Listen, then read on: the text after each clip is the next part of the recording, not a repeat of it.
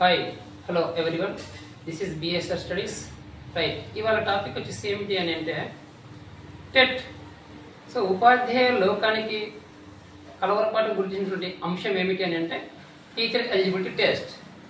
So September 1 నాడు supreme court ఒక తీర్పును వెలువరించింది. ఆ తీర్పు యొక్క సారాంశం ఏమిటంటే టీచర్గా కొనసాగించాలంటే ప్రతి ఉపాధ్యాయుడు కూడా కంపల్సరీగా టీచర్ ఎలిజిబిలిటీ టెస్ట్ను పాస్ అవ్వవలసి ఉంటుంది.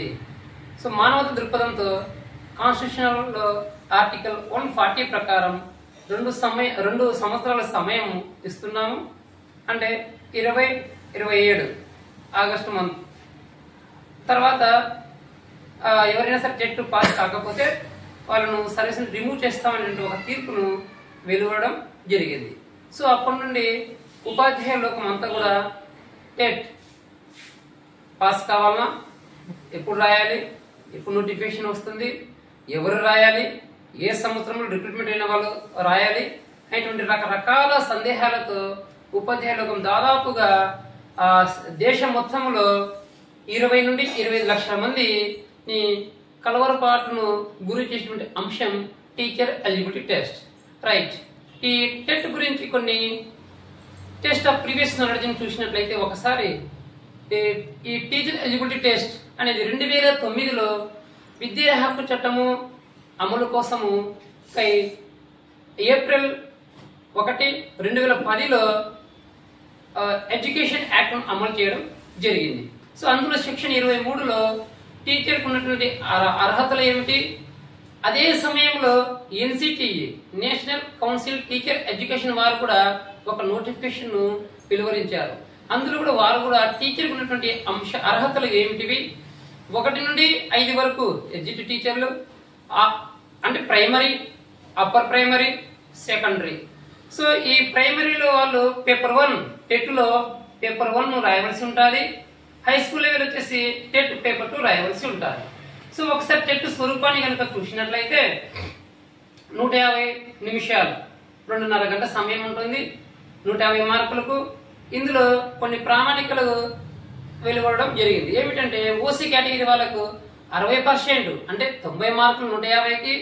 అదేవిధంగా బీసీ వారికి 50%, అంటే 75 మార్కులు. ఎస్సీ ఎస్టీ దివ్యాంగులకు 40% మార్కులు తీసుకుని ఎలిజిబుల్ కావాల్సి ఉంటుంది అని చెప్పడం జరిగినది. సో ఈ ఎన్సిటి వాళ్ళు కూడా ఇదే అర్హతలు చెప్పారు.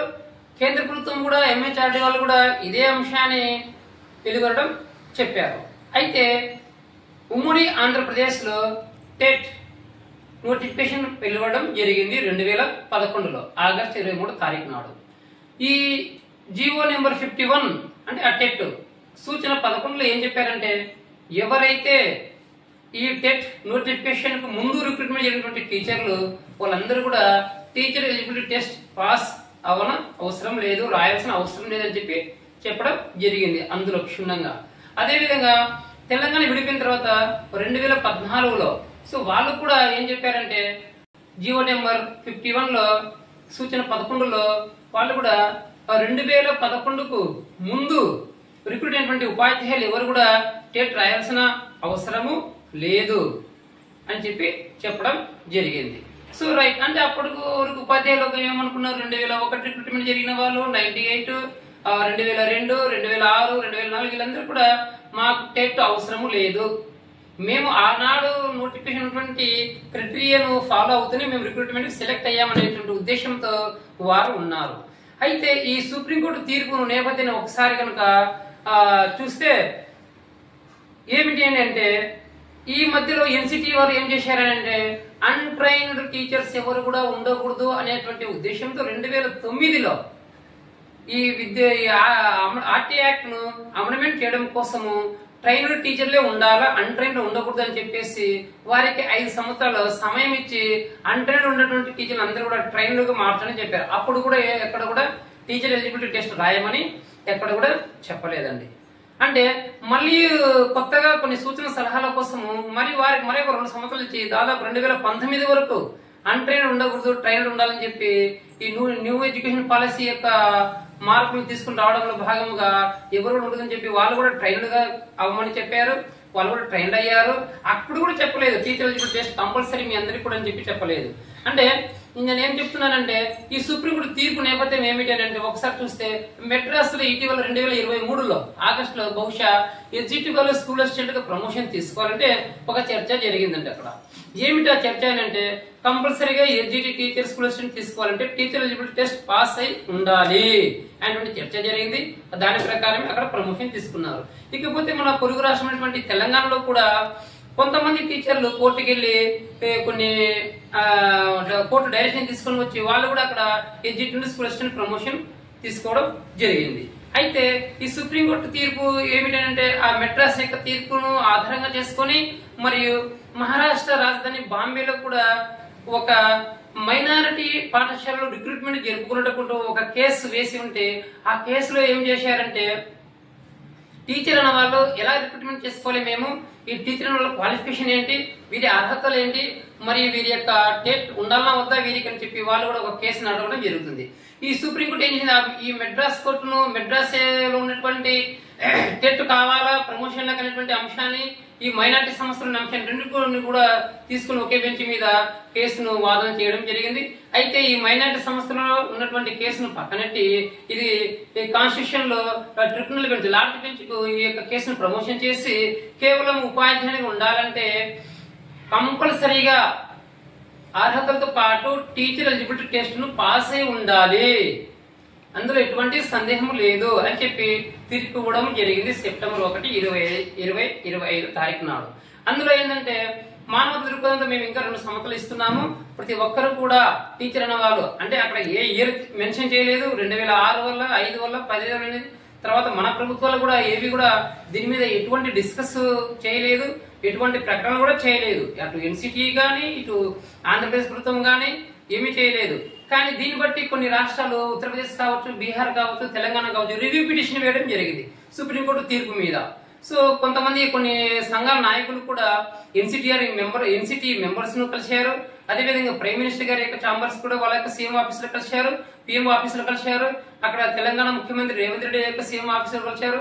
మన ఆంధ్రప్రదేశ్ లో కూడా కొన్ని సంఘాలు కూడా దీని మీద మాకు క్లారిటీ ఇవ్వండి, ఎవరు రాయాలి ఈ టెట్. కొంతమంది ఏమంటున్నారు 2011 టెట్ వచ్చింది, 2011లో ఉన్నటువంటి వాళ్ళందరూ కూడా టెట్ టీఆర్టీ తో కొన్ని డిఎస్లు జరిగాయి, టెట్ తో కొన్ని డిఎస్లు జరిగాయి. అలా కాకుండా అంతకుముందు రిక్రూట్మెంట్ వల్ల అందరూ రాయాలా అనేసి సిసిఆర్టీ డైరెక్టర్ గారు కావచ్చు, లేదా విద్యాశాఖ అధికారులు కావచ్చు, కమిషనర్ కావచ్చు, ఎవరు కూడా దీని మీద ఎటువంటి క్లారిటీ కూడా ఇవ్వడం లేదు.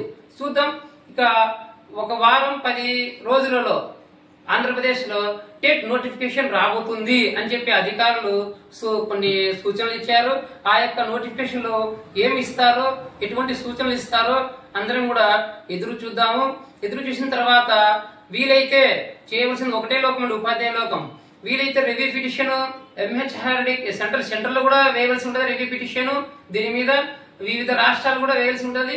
అటు తర్వాత రెండో అంశం ఏంటంటే కంపల్సరీ ప్రతి ఒక్కరు కూడా ఇప్పుడు కూడా అంటే 15 నుండి 20 సంవత్సరాల అనుభవం అయినటువంటి ఉపాధ్యాయులు అందరూ కూడా ఈ టెట్ ను ఎలా రాయాలి, సిలబస్ ఏంటి, మేము అంతసేపు రాయగలుగుతామా, మాకు పరిజ్ఞానం ఉందా అని రకరకాల సందేహాలకు సతమతం అవుతున్నారు. చేసేది ఏమీ లేదు. కంపల్సరీగా నోటిఫికేషన్ వస్తేనే ఒకసారి రాసి ఉండడం మంచిది. అటైతే ఆ యొక్క తీర్పులో ఇంకొక అంశం ఏమిటి అంటే ముఖ్యాంశం 5 సంవత్సరాల సర్వీస్ అంటే దాదాపు ఇప్పటి నుండి 60 నెలలు సర్వీస్ ఉన్నటువంటి ఉపాధ్యాయులు ఎవరు కూడా టెట్ రాయని అవసరం లేదు అని మెన్షన్ చేయడం జరిగింది. ఇక మిగతా సర్వీస్ అంటే 5 సంవత్సరాలు ఎక్కువ సర్వీస్ ఉన్నటువంటి అభ్యర్థులు ఉపాధ్యాయులు అందరూ కూడా టీచర్ ఎలిజిబిలిటీ టెస్ట్ కంపల్సరీగా పాస్ అయ్యి ఉండాల్సిన అవసరం ఎంతైనా ఉంది అని చెప్పి ఈ సభాముఖంగా నేను మీ అందరికీ తెలియజేస్తున్నాను. కాబట్టి దయచేసి అందరూ కూడా వీలైనటువంటి పుస్తకాలు సేకరించుకుని ఇక సిలబస్ ను మార్చవలసిన అంశం చాలా ఉన్నాయి. ఇందులో ఇప్పుడు హిందీ తెలుగు వాళ్ళు ఉంటారు, వాళ్ళకి వచ్చేసి వాళ్ళ యొక్క సబ్జెక్టులు వాళ్ళకు 60 మార్కులకు బోధన ఉండాలి కానీ 60 మార్కులు సామర్థ్యం టెస్ట్ చేయాలి కానీ వారి సోషల్లో రాయవలసి ఉంటుంది. తెలుగు వాళ్ళు అవసరం లేదండి. వాళ్ళు ఇప్పుడు 15 సంవత్సరాలు 20 సంవత్సరాలు అనుభవం చేసిన తర్వాత ఆ సోషల్ చదివి ఎక్కడ రాస్తారు వాళ్ళు. ఆ తర్వాత పోతే ఇంకా కొన్ని అంశాలు ఏంటంటే ఆ ఎన్సిటిఏ గానీ లేదా విద్యాహక్కు చట్టం అవలంబించినటువంటి అధికారులు గానీ ఓసీ అభ్యర్థులకు 90% మార్కులు రావాలి, చాలా కష్టం. అంటే 60% అంటే 90 మార్కులు రావాల్సి ఉంటుంది. కాబట్టి అన్ని మార్కులు రావాలంటే ఇవన్నీ కూడా కొన్ని మార్కులు సూచనలు చేయవలసి ఉంటుంది. ప్రభుత్వాలు కూడా ఒకసారి అక్కడ అర్హతలు తగ్గించడం అయితేనేమి, మరియు ఈ హిందీ ఇంగ్లీష్ బోధన చేసినటువంటి లాంగ్వేజ్ పండితులకు వారికి కూడా ఆ యొక్క సబ్జెక్ట్ సోషల్ సబ్జెక్టు లేదా బయాలజీ లేదా మ్యాథ్స్ ఫిజిక్స్ ఇలాంటి సెలెక్షన్ చేసుకోవాల్సిన depend upon there degree subject మీద ఆధారపడి ఉంటుంది. కాబట్టి టెట్ సిలబస్ చూసినట్లయితే ఒకసారి ఏముంటుంది, సైకాలజీ ఉంటుంది, తెలుగు ఉంటుంది, ఇంగ్లీష్ ఉంటుంది, ఇంకా కన్సర్న్ డిగ్రీ సబ్జెక్ట్ ఉంటుందండి. మరి 60 మార్కులు ఆ సబ్జెక్ట్ ఉన్నప్పుడు తెలుగు బోధించినటువంటి వ్యక్తి ఆ తెలుగు ఎలా చెప్తాగలుగుతారండి? చెప్పలేరు. కాబట్టి ప్రభుత్వాలు కూడా ఇవన్నీ ఆలోచించి ఒక డిసిషన్ తీసుకుంటే కనుక అప్పుడు ఉపాధ్యాయుల లోకానికి ఒక క్లారిటీ వస్తుందని చెప్పి తెలియజేస్తున్నాను. Right, thank you.